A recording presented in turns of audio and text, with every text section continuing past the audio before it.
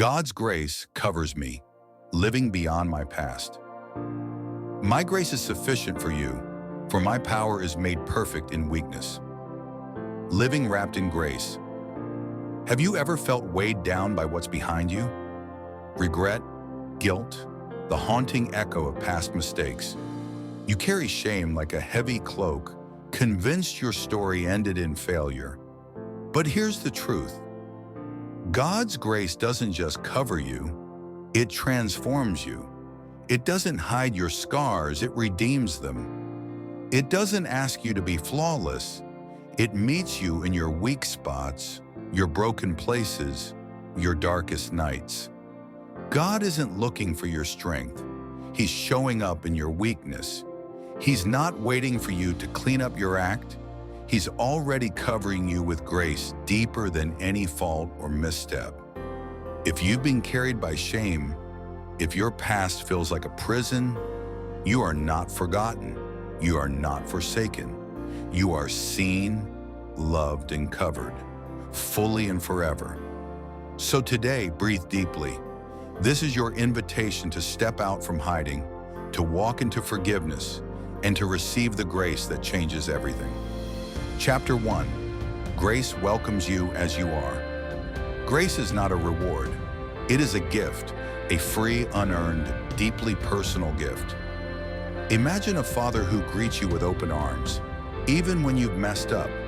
That's our God, not waiting for you to get it right, but reaching into your mess and pulling you close. When shame tells you to hide, grace is an invitation. Come to me just as you are. No small print, no secret conditions, just a heart that says, I accept you. God's grace meets me right here. I don't have to pretend or prove. I am fully loved. Chapter 2. Grace runs deeper than guilt.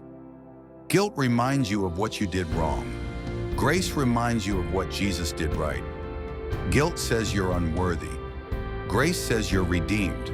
At the cross, Jesus took your shame. He bore the punishment you deserved. He didn't just forgive, it was an exchange.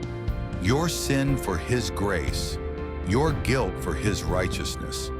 So when the enemy accuses, remember, you're not forgiven because you're clean. You're clean because you're forgiven. I am forgiven. I am clean. Grace has set me free. Chapter 3. Weakness becomes the canvas of God's power.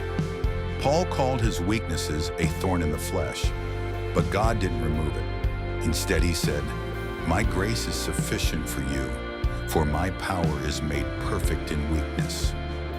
Weakness doesn't disqualify you. It qualifies you for dependence on God. It's where His power shows up most brightly. Your flaws? They're not failures, they're opportunities. Opportunities for God to shine. Where I am weak, He is strong. My failure by a yoke of slavery. I walk freely in God's grace. My past no longer defines my future. Chapter 7. Letting go of shame. Shame clings quietly in the background, whispering lies about who you are. But when we confront it with truth, it loses its grip. Psalm 34 verse 5 reminds us, those who look to Him are radiant. Their faces are never covered with shame. Letting go of shame is not ignoring your story, it's allowing God to redeem it. Your pain becomes the place where His love breaks through.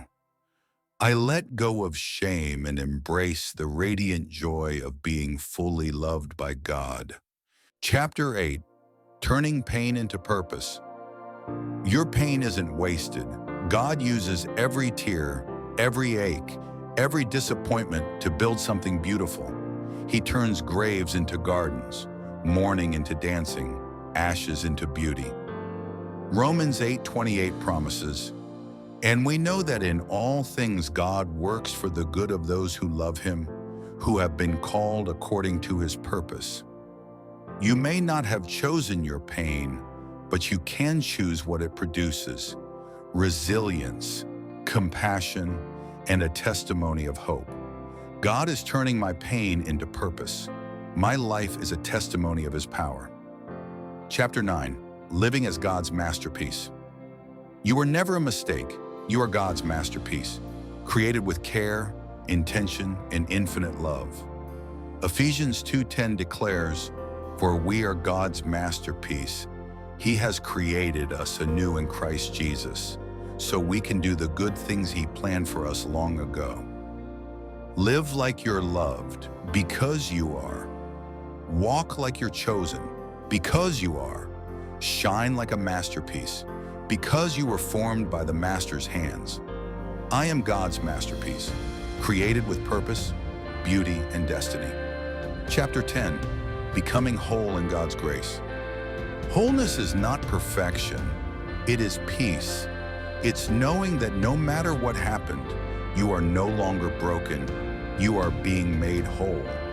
Isaiah 61:1 says, "He has sent me to bind up the brokenhearted, to proclaim freedom for the captives and release from darkness for the prisoners." Jesus came for you, to bind up your heart, to lift you from the ruins, to make you whole. I am whole in Christ.